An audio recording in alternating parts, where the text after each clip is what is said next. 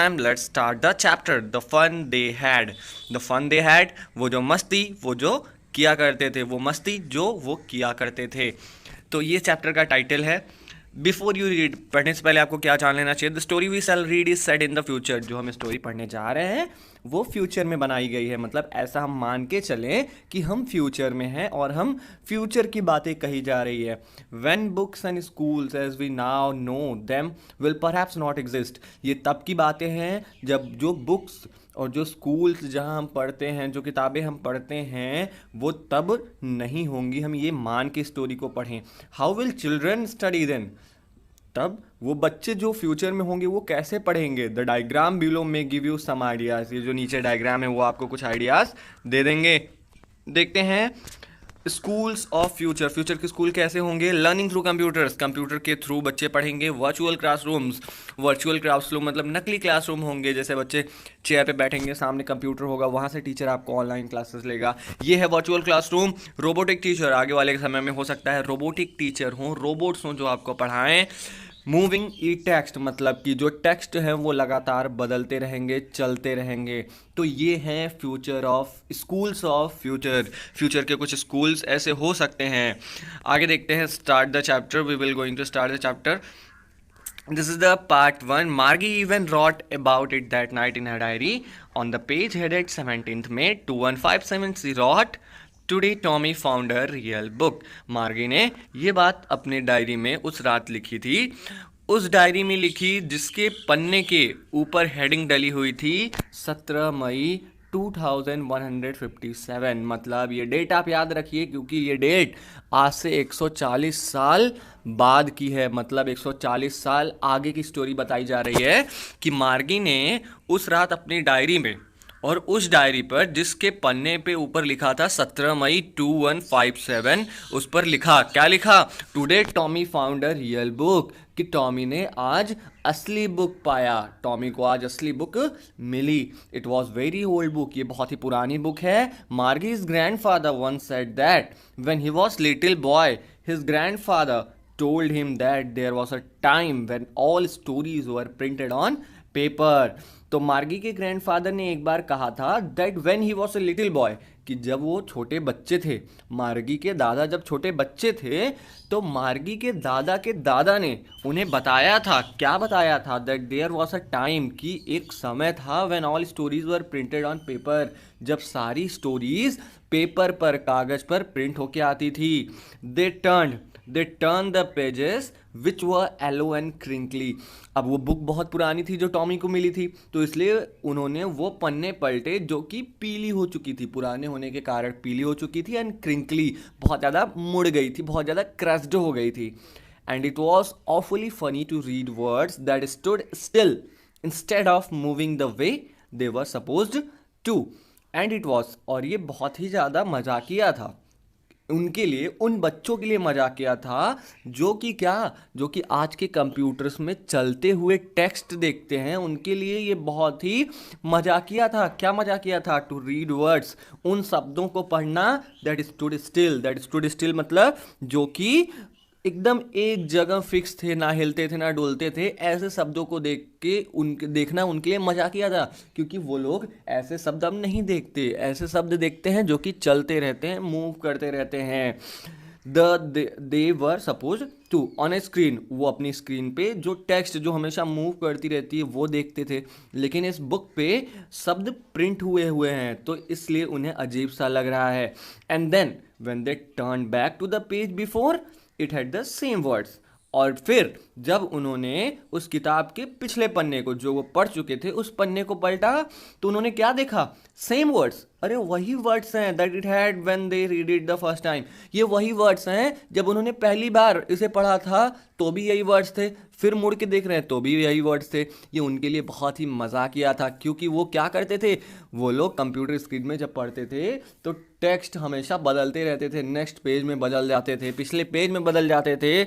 लेकिन जब इन्होंने देखा कि बुक में तो शब्द नहीं बदल रहे हैं, तो ये इनके लिए बहुत ही ज़्यादा मजाकिया बन गया कि ऐसे कैसे पढ़ लेते थे लोग। सेकेंड पार्ट देखते हैं। गी सेड टॉमी, टॉमी ने थोड़ा सा घृणा घृणा दिखाते हुए कहा, ओहो व्हाट अ वेस्ट, ये कितना खराब है, कितना मतलब फालतू चीज़ है ये।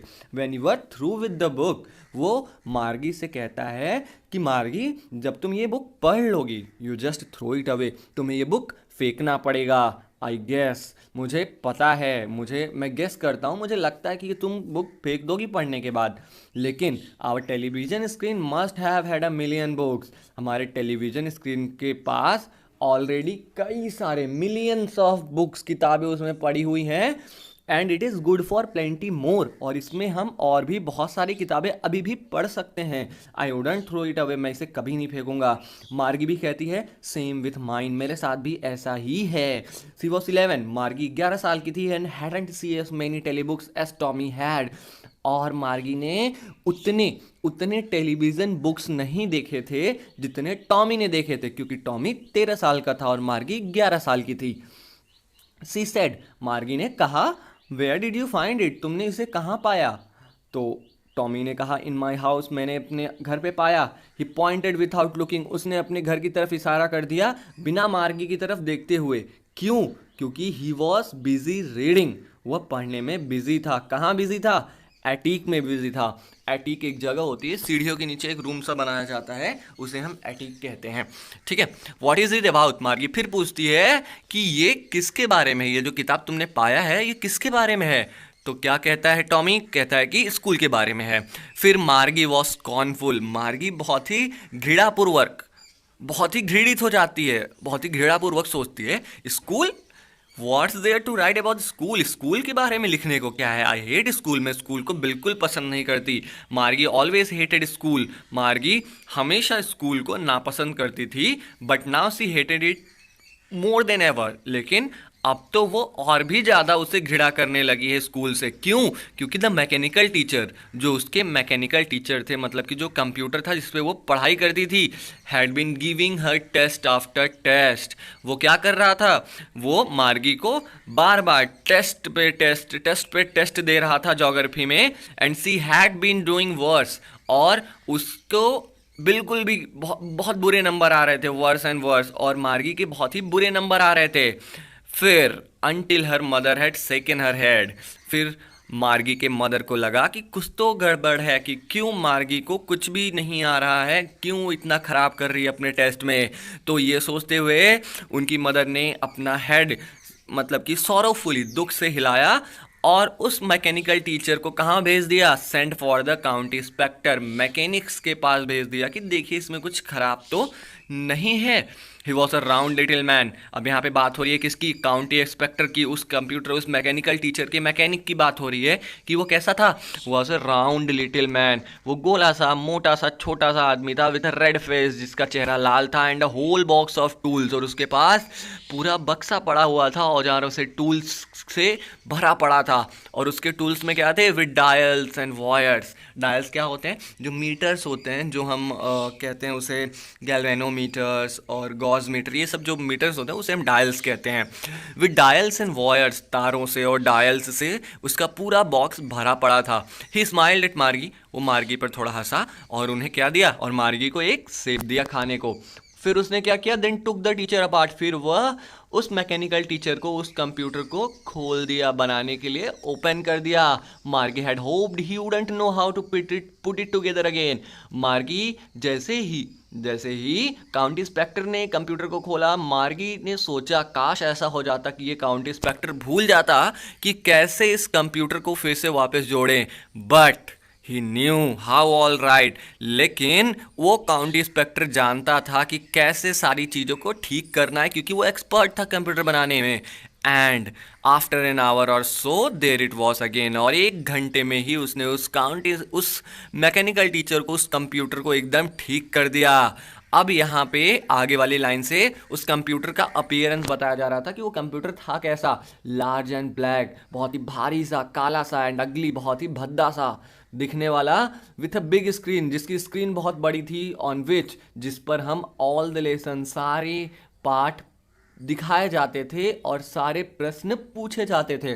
तो मार्गी यहाँ पे कंप्यूटर के बारे में बताती है कि कंप्यूटर कैसा है, बहुत भारी सा, काला सा और भद्दा सा एक चीज़ है जिसके पास बहुत बड़ी सी स्क्रीन है और उस स्क्रीन पे सारे लेसन्स दिखाए जाते हैं, हमें पढ़ाए जाते हैं और क्वेश्चन भी पूछे जाते हैं। That was not so bad the part मार्गी हेटेड, लेकिन ये भी उतना बुरा नहीं था। लेकिन सबसे ज़्यादा बुरा मार्गी के लिए क्या था? The part Margie hated most was the slot where she had to put homework and test paper. Margie के लिए सबसे बुरा वो जगह थी। स्लॉट मीन्स क्या होता है? अ गिवन स्पेस, टाइम और पोजीशन, एक ऐसी जगह जहाँ पे हमें होमवर्क या टेस्ट पेपर सबमिट करने होते हैं। तो ये जगह मार्गी के लिए बहुत ही बुरी थी क्योंकि वो होमवर्क कर नहीं पाती थी, उसे होमवर्क करना अच्छा नहीं लगता था, उसे टेस्ट देना अच्छा नहीं लगता था। तो वो इस जगह को ही बहुत बुरा मानती थी जहाँ पे टेस्ट सबमिट किया जाता है। She always had to write them out in a punch code. Margie को हमेशा अपने होमवर्क और टेस्ट पेपर पंच कोड में लिखने होते थे। पंच कोड मतलब कंप्यूटर की लैंग्वेज में लिखने होते थे। They made her learn when she was 6 years old. और मार्गी को ये लैंग्वेज जब वो 6 साल की थी तभी सिखा दिया गया था। And the mechanical teacher calculated the marks in no time. और जैसे उसने टेस्ट पेपर अपना सबमिट किया करके, मैकेनिकल टीचर को बिल्कुल भी टाइम नहीं लगा बताने में कि मार्गी ने कितने मार्क्स गेन किए हैं, कितने मार्क्स पाए हैं। So guys, to be continued in the next part. हम जल्दी इसका नेक्स्ट पार्ट ले आएंगे। हम 3 पार्ट्स में